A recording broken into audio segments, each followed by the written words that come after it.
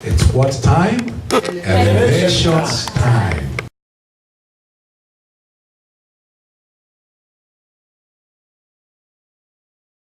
Elevations Nation, we are so glad to have the Van Rossi duo. It's called Pole Gusta.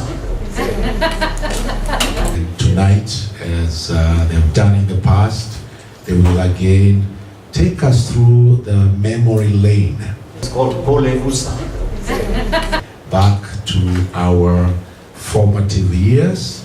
At Elevations, we are proud of our heritage. We are proud of our culture. We are proud of our roots. And we only do one thing at Elevations. We uplift one another. That is our politics. It's called Pole Gusta. And there will be a present. We do. If you can show us your Zilizopendwa move. Your move. I dance on the seat.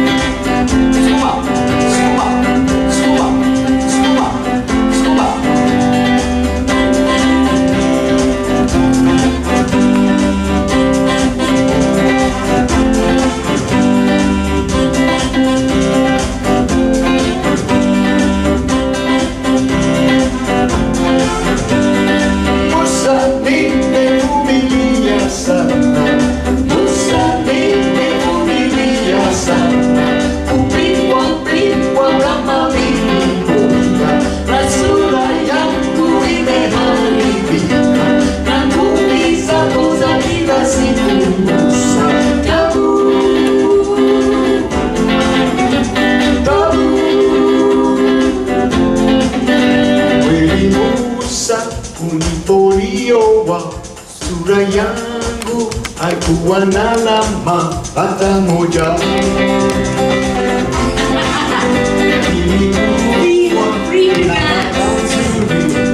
Niliona kama polima ya kiridi.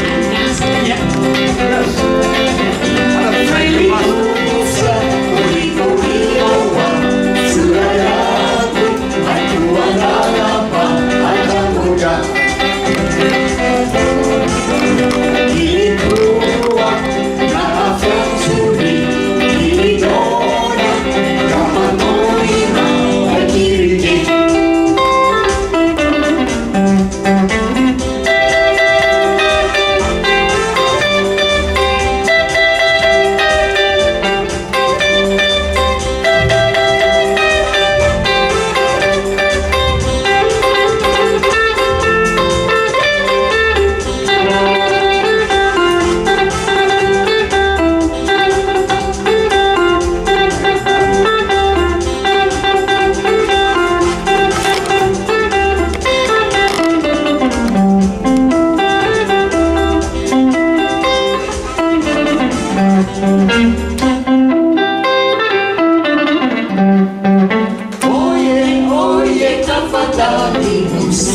Tafuta pindi atakayeweza kuvumilia hizo tabia zako. Ukiwa pombe wamunia yeye, ukiwa mkeke wamunia yeye. Pole, pole, pole. 2, 3, 4.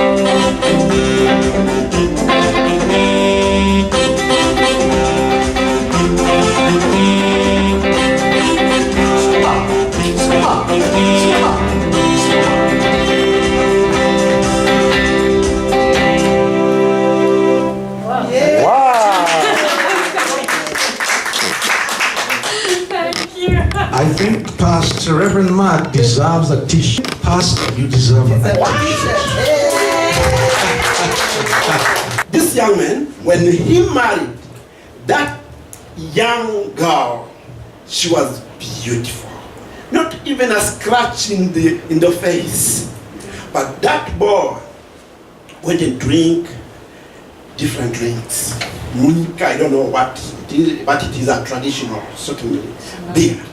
Then he got drunk. When he comes back home, he could beat his wife, and then until the face of her spouse had scratches. Now she was saying, Musa, when I came to you home, I was very healthy. I looked so beautiful. But now see, so you better Look for someone who can really support this. Yeah, thank you.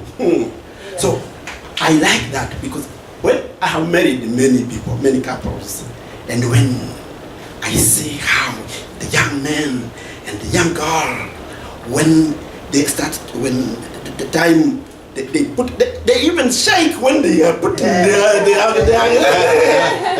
you can really expect that those are lovers really.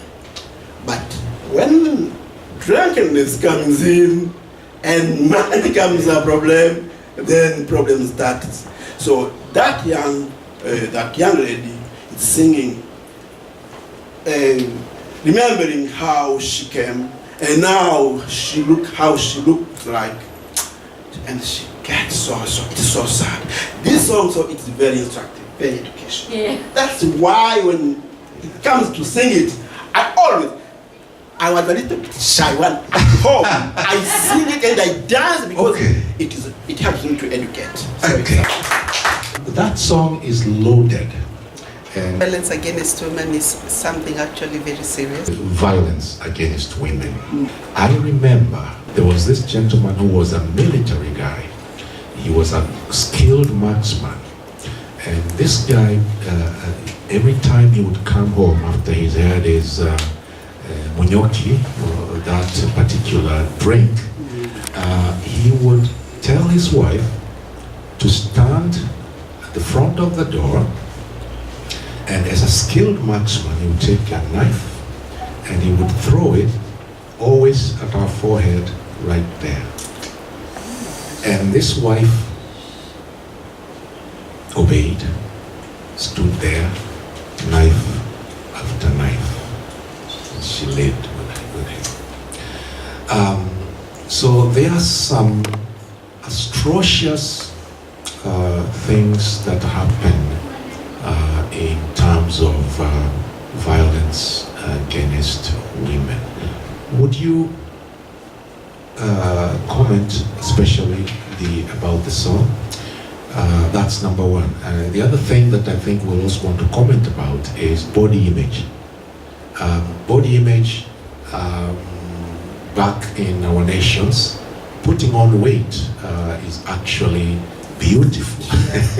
It's beautiful. Body image, how's that affecting especially our younger girls in this particular time? Violence against women is something actually very serious, thing I'm very passionate about. I'm actually an advocate of gender-based violence, end of it, for girls. And unfortunately that a lot of things have been taken for granted, and they're still going on even now. I mean, for this song in particular, I actually think that that lady had started knowing what her value is, and she started speaking up, because he was asking Musa, why are you beating me? I came from home where, you know, and that is the tradition when people get married, actually when they are marrying her, oh, we are giving you a girl, look at her, she's very pretty and everything.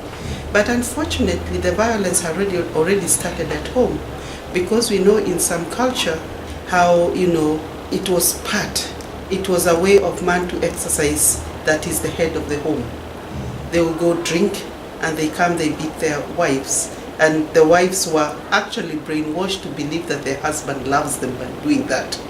That they could not even complain about it, and it was a sign, oh, my husband loves me, but that's not.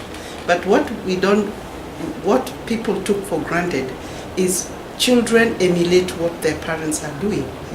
And even though they could not speak because we didn't have a voice at that time to speak against it, especially women, Then the men, our sons, they started their own family and they did exactly what they saw. And the culture also made us not to speak.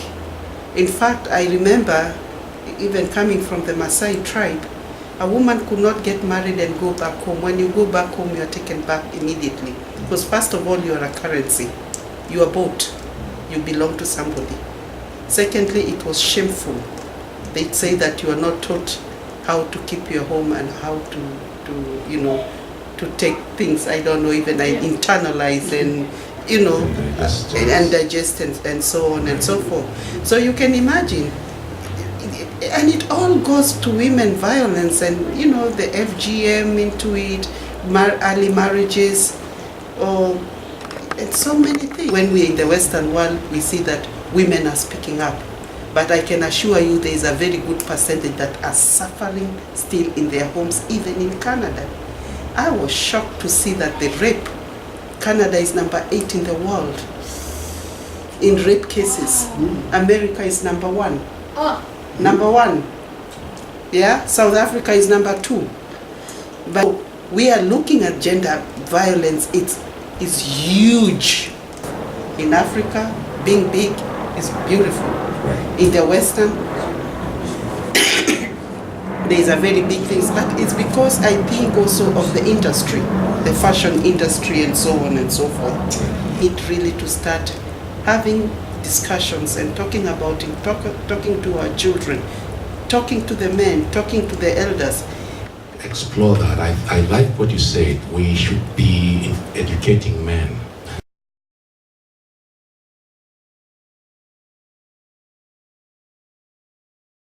Your move. I dance on the seat. It's called Pole-vusa.